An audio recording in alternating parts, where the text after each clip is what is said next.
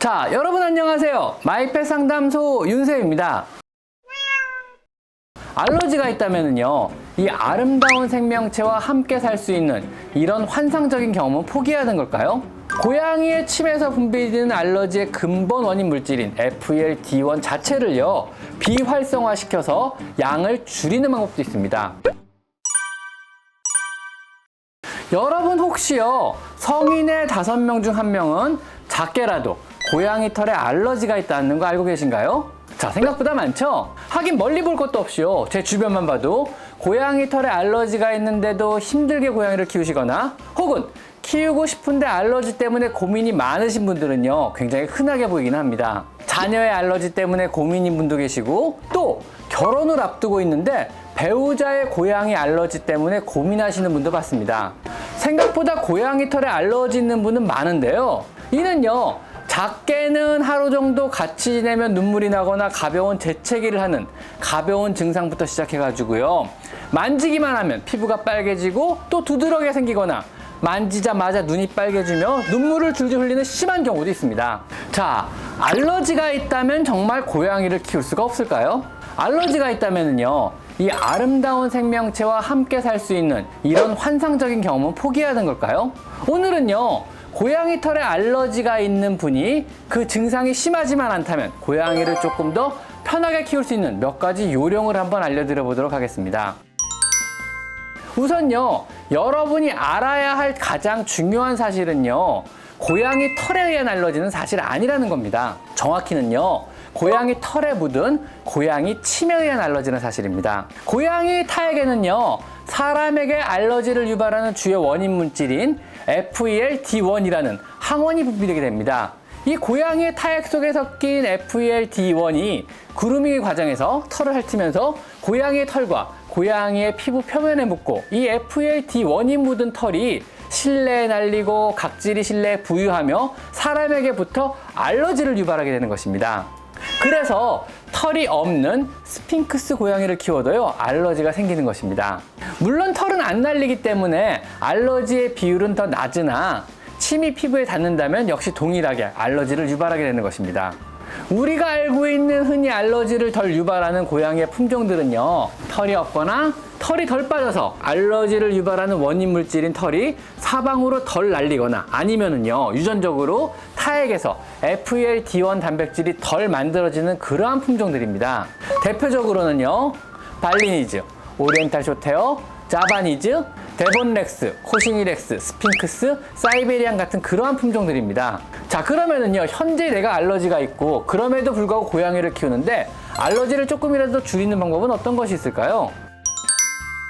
첫 번째 방법은요, 고양이가 그루밍 후 빠지는 고양이의 털과 각질을 최대한 치워서 털과 각질의 접촉을 최대한 피하는 방법입니다.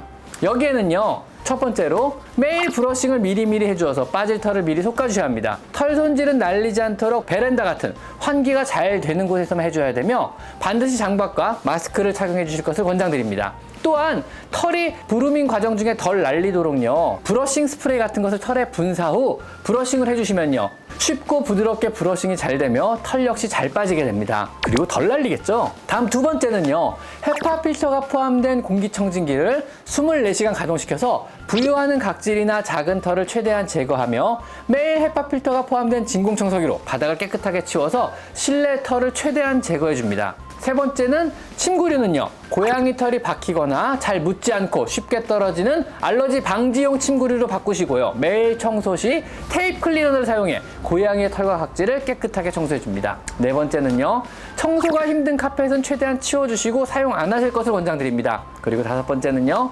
고양이가 집사의 손이나 몸을 핥는 것을 절대로 못하게 하셔야 합니다. 그리고 두 번째 방법은요, 고양이의 침에 분비되는 알러지의 근본 물질인 FEL-D1 야, 왜 그래? 자, 그리고 두 번째 방법은요, 고양이의 침에서 분비되는 알러지의 근본 원인 물질인 FEL-D1 자체를요, 비활성화시켜서 양을 줄이는 방법도 있습니다. 네, 맞습니다. 바로 이 말씀을 드리려고 오늘 이 주제를 시작한 건데요. 사실 많은 알러지 환자분들이 이미 위에 열거한 방법은 사용 중이시거든요. 이 새로운 근원적인 원인을 줄여주는 방법은요, 최근에 퓨리나사에서 국내에 런칭한 리브 클리어를 사용하는 방법입니다. 바로 이 사료들인데요. 이미 몇 년 전에 미국에서 출시하여 선풍적인 인기를 끈 효과가 검증된 사료입니다. 이번에 드디어 국내에 런칭된, 사실 저 윤쌤도 기다리던 사료였어요. 이거는요, 고양이를 키우다가 파양하는 원인은 다양하지만은요, 미국에서도 표면적으로 1위를 차지하는 고양이 파양 사유가 고양이 털 알러지란 사실 혹시 알고 계신가요? 아마 국내도 크게 다르진 않을 것 같습니다. 리브 클리어는요, 고양이의 알러지로 고생하는 집사분들에게 유일한 대안을 주는 사료일 것입니다. 리브 클리어 사료는요, 3주 이상 꾸준하게 복용을 시키시면은요, 고양이 알러지의 주범인 활성화된 FEL-D1 단백질의 배출을요, 47%나 줄여줍니다. 거의 절반 가깝게 줄여주는 거거든요. 물론 장기적인 급여에도 고양이 건강에는 아무런 문제는 당연히 없습니다. 사료에 포함된 계란에서 추출한 핵심 단백질이 FEL-D1 단백질을 중화시키는 원리이기 때문입니다. 실제 먼저 출시한 미국에서도 사용 예를 보면은요, 사람의 고양이 털 알러지 증상들을요, 무려 30% 이상 줄여줬다는 보고들이 나오고 있습니다.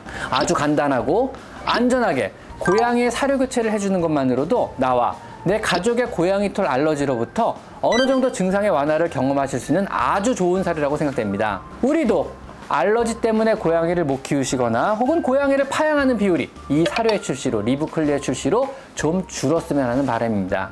자, 오늘은요, 고양이에게 알러지가 있는 분들이 고양이를 조금 더 편하게 키울 수 있는 그런 방법들을 한번 알아봤습니다. 오늘은 여기까지 마이펫 상담소 윤쌤입니다. 감사합니다.